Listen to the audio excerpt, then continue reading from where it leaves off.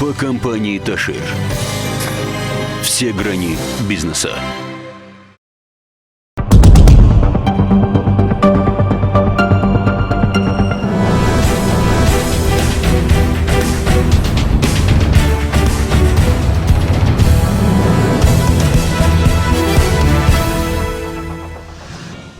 Աշխատանքային խորհրդակցություն Ստեփանավանի քաղաքապետարանում ինչ հարցեր են քննարկվել կպատմի մոլորակը։ Վանաձորում տեղի է ունեցել աշխատաժողով, որի ընթացքում քննարկվել են Լոռու մարզում կլիմայական փոփոխություններին վերաբերող հարցեր, եւ Ստեփան Զորյանի խնձորի այգու բերքահավաքը այս տարի եւս տոնի է վերածվել։ Մոլորակ լրատվականը իր աշխատանքն է շարունակում մարզային Ֆորտունա հեռուստաընկերության եթերում, ես Սարգիս Գոքորյանն եմ, բարև ձեզ։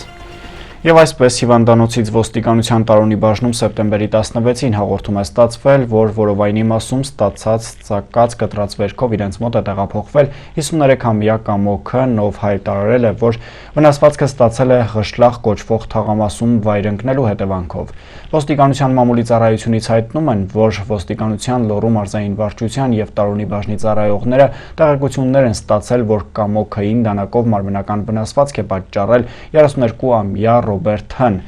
Ձեռնարկված օպերատիվ հետախուզական եւ բացատրական աշխատանքների շնորհիվ սեպտեմբերի 16-ին ժամը 20:45-ին Ռոբերտ Հն մեղայականով ներկայացել է ոստիկանության տարոնի բաժին եւ հայտնել, որ նույն օրը ժամը 18-ի սահմաններում Վանաձոր քաղաքի տարոն 4 թաղամասից տարոնի 2 թաղամաս տանող ճանապարհին վիճաբանել է Կամոքայի հետ, որի ընթացքում վերջինս իր մոտ եղած դանակով հարվածել է Ռոբերտ Հ-ի աջ ձեռքին, այնուհետ Ռոբերտ Հն խլել է դանակը, նույն դանակով հարվածել Կամոքայի Որովայնին եւ պատճառել վնասվածք։ Ռոբերտ Հ-ին տեղադրվել է դատաբժշկի ուղեգիր։ Ձեռնարկվում են միջոցառումներ հանցագործության գործիք դանակը հայտնաբերելու ուղղությամբ, նշանակվել է դատաբժշկական փորձաքննություն։ Շարունակում ենք թողարկումը, աշխատանքային խորհրդակցությունը տեղի ունեցել Ստեփանավանի քաղաքապետարանում, ինչ հարցեր են քննարկվել, ինչ հանձնարարականներ են տրվել եւ ինչ նորություններ կան քաղաքում, հաղորդում են Նազելի Ավագյանը։ Սեպտեմբերի 17-ին Ստեփանավանի քաղաքապետարանում կայացած աշխատանքային խորհրդակցության ժամանակ ամփոփվեցին անցած շաբաթվա ընթացքում կատարված աշխատանքները, քննարկվեցին քաղաքացիների կողմից եղած դիմումներն ու հարցերը, քաղաքապետ Միքայել Ղարաքեշիշյանի կողմից տրվեցին կոնկրետ հանձնարարականներ։ Քաղաքապետարանի իրավաբանին եւ գլխավոր ճարտարապետին հանձնարարվեց ճշտել համայնքի հողերի սեփականության հարցը։ Կան հողեր, որոնք սեփականաշնորհված չեն եւ ապօրինաբար օգտագործվում են նախկին սեփականատիրոջ ժառանգների կամ բոլորովին այլ մարդկանց կողմից։ Հարկավոր է պարզել, արդյոք օգտագործողներն ունեն հողի սեփականության կամ վարձակալության վկայական, տվյալ հողատարածքի օգտագործման համար համապատասխան հարկ մուծում են համայնքային բյուջե, թե ոչ, եթե ոչ, ապա արգելել հողատարածքի ապօրինի օգտագործումը։ Նմանատիպ խնդիր ունի նաև Արմանիսի Սագամար հանքարդյունաբերական ֆաբրիկան, որն իր կողմից օգտագործվող ոչ բոլոր շինությունների համար է, որ ունի սեփականության վկայական։ Հանձնարարվեց կարճ ժամանակամիջոցում լուծել խնդիրը։ Քաղաքապետը հանձնարարեց ուշադրություն դարձնել քաղաքի արտաքին տեսքին, գովազդային վահանակներին, առևտրի և սպասարկման ոլորտի օբյեկտների ցուցանակներին ու արտաքին գովազդներին։ Արդյոք դրանք համապատասխանում են օրենքով սահմանված չափանիշներին։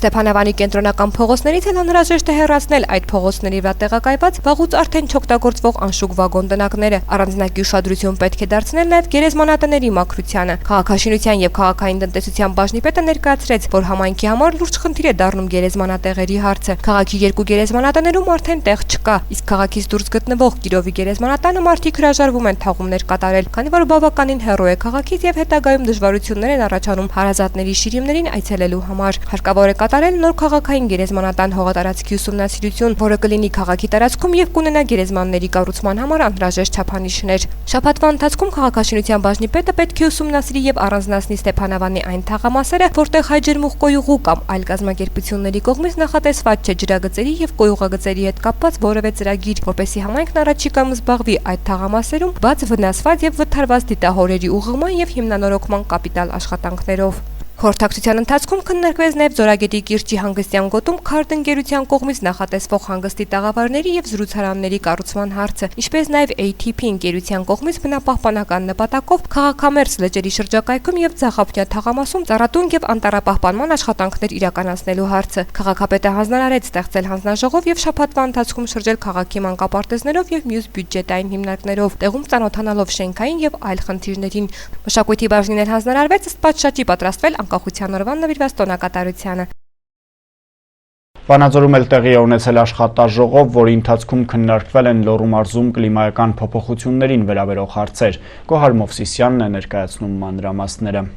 Համաձայն ՄԱԿ-ի մարդկային զարգացման զեկույցի կլիմայի փոփոխությունը 21-րդ դարասկզբի ամենամեծ մարտահրավերն է մարդկության համար։ Այս մարտահրավերին չարձագանքելը կհանգեցնի մարդկային զարգացման աննախադեպ հետընթացի։ Այս մտավախությունն էլ խթան է հանդիսացել համապատասխան նախաձեռնությունների միջոցով խնդրի լուծման ուղղված քայլեր ձեռնարկելու համար։ Այսօր աշխատանքային խմբի երկրորդ հանդիպումն է տեղի ունենում Լոռիում կլիմայական փոփոխությունները թեմայով։ Մենք փորձելու ենք վերհանել Լոռիում կլիմայի փոփոխության հետ կապված մարտահրավերները, ինչպես նաև բացահայտել այն հիմնական խնդիրները, որոնց միջոցով կարող ենք հարմարվել կլիմայի փոփոխություններին։ Հաջորդ փուլերով փորձելու ենք այդ պլանները հայտնի դարձնել կառավարությանը եւ հետագա լուծումներ գտնել այս ուղղությամբ։ Մերսի Քրոփս միջազգային հասարակական կազմակերպությունը եւ Կովկասի բնապահպանական հասարակական կազմակերպությունների ցանցը իրականացնում են Վրաստանում եւ Հարավային Կովկասում կլիմայի փոփոխությանը հարմարվելու եւ կենսաբազմազանությունը պահպանելու համար անհրաժեշտ տեղական հնարավորությունների եւ տարածաշրջանային համագործակցության զարգացում ծրագիրը։ Ծրագիրը ֆինանսավորվում է Եվրոպական միության կողմից։ Սկսած 2009 թվականից Կովկասի բնապահպանական կազմակերպությունների ցանցը եւ կանաչ արահետը մեծ գործունեություն են ծավալում Լոռու մարզում։ Սա մեր 4-րդ ծրագիրն է այս տարածաշրջանում։ Մինչև հիմա իրականացրել ենք հողերի դեգրադացիայի ծրագիրը, կանանց գյուղական խորհուրդների ստեղծում եւ զարգացում, կլիմայի փոփոխության հետ կապված այս ծրագիրը եւ վերջերս սկսել ենք էկոմիգրացիայի ծրագիրը այս տարածաշրջանում։ Ծրագրի հիմնական նպատակն է հզորացնել տեղական ինքնակառավարման մարմինների կարողությունները, բարելավել համայնքների կարողությունները եւ ակտիվացնել երկկողմ տարածաշրջանային համագործակցությունը, որը կօգնի հասկանալ, թե ինչպիսի բնապահպանական, սոցիալական եւ տնտեսական հետևանքներ կարող է ունենալ կլիմայի փոփոխությունը Հարավային Կովկասում եւ համապատասխան միջոցներ ձեռնարկել։ Ծրագրի ներգրավված են հետևյալ տարածաշրջանները՝ Վրաստանից Սամցխեջավախքը, Քվեմոկարտլին եւ Կախետին, Հայաստանից Լոռին, Ադրբեջանից Աքսաֆան, Թովուսը, Շամկիրը եւ Սամուխը։ Հիմնվելով աղետների ռիսկերի նվազեցման, կլիմայի փոփոխությանը հարմարվելու եւ կենսաբազմազանության պահպանման սկզբունքների վրա, ծրագիրը կմեծացնի կլիմայի փոփոխության հնարավոր ռիսկերը հայտնաբերելու եւ դրանք նվազեցնելու համար անհրաժեշտ կարողությունները Լոռու մարզում եւ տարածաշրջանային համագործակցությունը։ Շատ կարևոր է կարծում եմ շրջակա միջավայրին փոփոխություններին ադապտացիոն պլանների եւ դրանց կազմումը շատ կարևոր գործընթաց է կարծում եմ բոլորիս հայտնի է գոյություն ունի կլիմայի փոփոխության մի փոփոխություն է տեղի ունենում որոշակի եւ գիտնականները պնդում են որ դա այդպես է եւ դա կապված է մարդածին գործունեության հետ մարդկանց գործունեության հետ եւ կարծում եմ որ ամբողջ աշխարհի մակարդակով եւ Հայաստանը նույնպես պետք է անհրաժեշտ է որ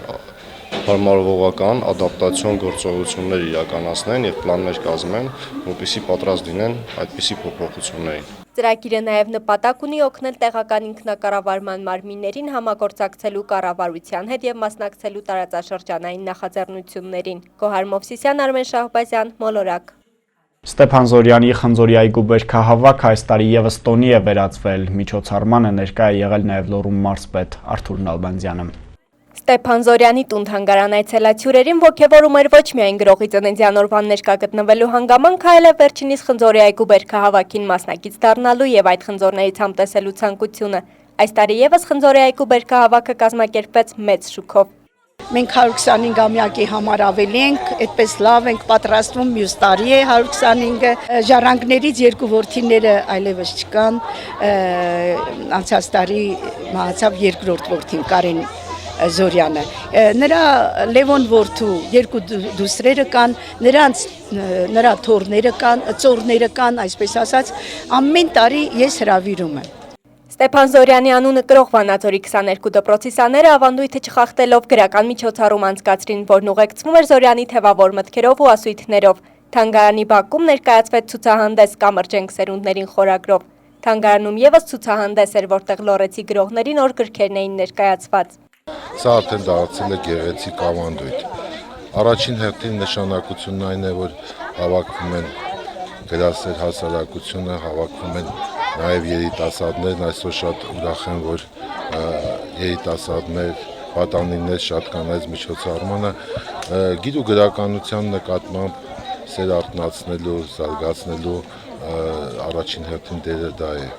Օրը Զորյանի Բաքու մուտանը հագեցածներից էր, ներկայացվեցին նաև տարբեր երաժշտական համարներ, ընթերցվեցին գրողի ստեղծագործություններից։ Թանգարանի տնօրենի խոսքով նախատեսված է գրողի 125-ամյակը նշել ավելի մեծ շուքով։ Գոհար Մովսիսյան, Արմեն Շահբազյան, Մոլորակ։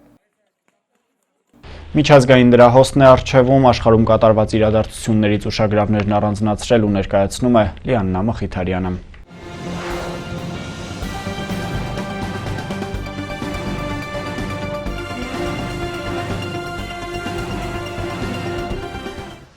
Եգիպտոսում ձերբակալել են մահմեդական եղբայրներ շարժման մամուլի քարտուղարին։ Նա երկու բարձրաստիճան իսլամիստների հետ ձերբակալվել է Կահիրեի կոնսպիրատիվ շտաբում։ Եգիպտոսում արգելափակել են նաև մահմեդական եղբայրների ղեկավարության գումարները, համապատասխան որոշումը կայացրել է Կահիրեի դատարանը։ Այսպիսով դատական ատյանը բավարարել է գլխավոր դատախազության պահանջը, որը դեռևս հուլիսին խնդրում էր սառեցնել շարժման 14 անդամների հաշիվները։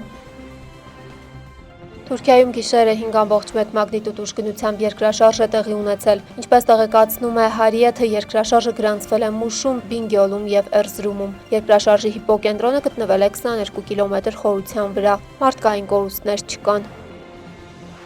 Հույն քահանաներն ու վարդապետները ներգրավվել են 5 միլիարդ եվրո արժողությամբ անօրինական սուբսիդիաներ ստանալու գործում։ Տեղեկությունը հաղորդել է Հունաստանի ֆինանսների նախարարության ֆինանսական խարդախությունները հետաքննող հատուկ ծառայությունը։ Գերատեսչության տվյալներով տասնյակ եկեղեցիներ մասնակցել են անօրինական սուբսիդիաների փոխանցմանը, ներկայացնելով կեղծ փաստաթղթեր։ Տեղի ԶԼՄ-ների տվյալներով խարդախությունների ծավալը չի սահմանափակվում 5 միլիարդ եվրոյով, քանի որ այդ գումարի մասին հայտարարվել է բացահայտված խախտումների միայն 20%-ի ուսումնասիրությունից հետո։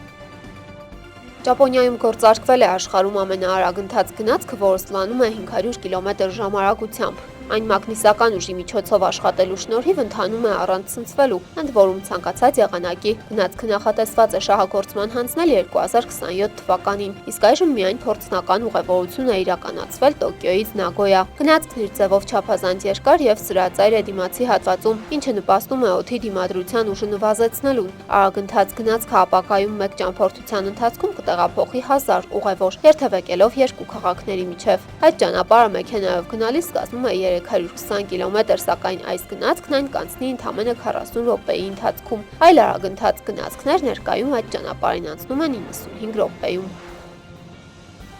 Այսօր Google-ն իր գլխավոր էջում տեղադրել է Ֆուկոյի ճոճանիվը պատկերող ինտերակտիվ նկար։ Հենց դրա շնորհիվ գիտնականը ամբողջ աշխարհին ցույց է տվել, որ այն պտտվում է իր առանցքի շուրջ։ Այն տեղադրված է Փարիզի Պանթեոնում։ Ֆուկոն ժամանակին ընդունվել է Փարիզի գիտությունների ակադեմիա, եղել է Բերլինի գիտությունների եւ Լոնդոնի թագավորական համայնքի անդամ։ Ֆուկոյի ամենահայտնի փորձը դրվել է 1851 թվականին, երբ նա Փարիզյան Պանթեոնի կամարի տակ ճոճանիվ էր տեղադրել։ Այն մինչև հիմա գտնվում է Պանթեոնում եւ Փարիզի ամենահայտնի տեսարժան վայրերից է։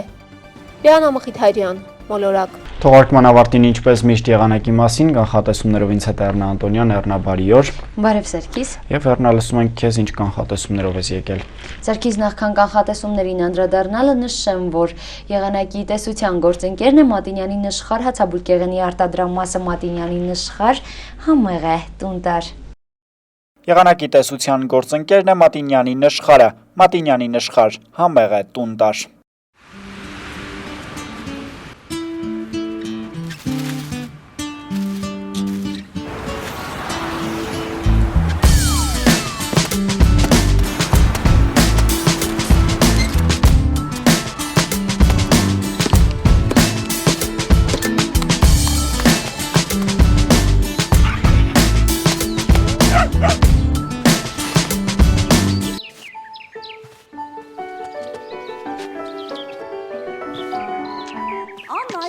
Մենք դեռ չենք ավարտել։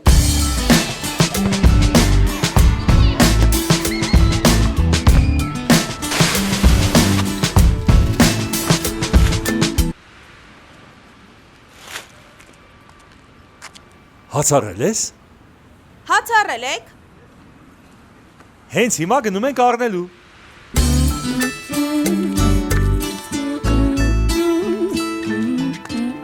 Մատինյանի նշխար հաց, այնքան համեղ, որ դժվար է տեղ հասցնել։ Սիրելի բարեկամ, համոզվիր, որ քեզ չեն խաբում։ Գնիր մեր արտադրած այս նշանով մատնաքաշը։ Մատինյանի նշխար, համեղ է, տուն տար։ Այժմ ներկայացնենք կանխատեսումները։ Սեպտեմբերի 19-ին առավոտյան կդիտվի արևային եղանակ, կեսօրին մոտ սպասվում է անբավարարության ավելացում, հյուսիսային շրջաններում ժամանակ առ ժամանակ հնարավոր են կարճատև անձրևներ, տեղումների հավանականությունը հատկապես մեծ է երեկոյան ժամերին։ Արարատյան դաշտում եւ հարավային հատվածում տեղումների հավանականությունը փոքր է։ Տեղ-տեղ հնարավոր է մառախուղ, քամին 20-ից 22 մետր վարկյան արագությամբ կլինի։ Օդի ջերմաստիճանն առայժմ էապես չի փոխվի։ Տեղեկացնում ենք, որ ուրբաթ սեպտեմբերի 20-ին սպասվում է օդի ջերմաստիճանի նվազում։ Լոռու մարզում սպասվում է գիշերը 13, ցերեկը 26 աստիճան տաքություն։ Տաշիրում սպասվում է գիշերը 13, ցերեկը 22 աստիճան տաքություն։ Հալավերդիում կանխատեսվում է գիշերը 13, ցերեկը 24 աստիճան տաքություն։ Սպիտակում գիշերը կդիտվի 10, ցերեկը 19 աստիճան տաքություն։ Ստեփանավանում գիշերը կլինի 11, ցերեկը 19 աստիճան տաքություն։ Իսկ մարզկենտրոն Վանաձորում սպասվում է գիշերը 12, ցերեկը 20 աստիճան տաքություն։ Երևանում սեպտեմբերի 19-ին օրվա առաջին կեսին կդիտվի պարզ, օրվա երկրորդ կեսին անպոտ եղանակ։ Անձրևի հավանականությունը փոքր է, երեկոյան հնարավոր է քամի 13-ից 15 մետր վարկյան արագությամբ, մայրաքաղաքում կդիտվի մինչև 31 աստիճան տաքություն։ Սարգիս անկախ եղանակային կանխատեսումներից պահպանեք բարձր տրամադրությունը։ Շնորհակալ եմ եղնականխատեսումները ներկայացնելու համար, բարեկամներ, այս թողարկման համար առանձնացրել էինք այսքանը, մնացեք խաղաղությամբ եւ շարունակեք դիտել Ֆորտունա ցտեսություն։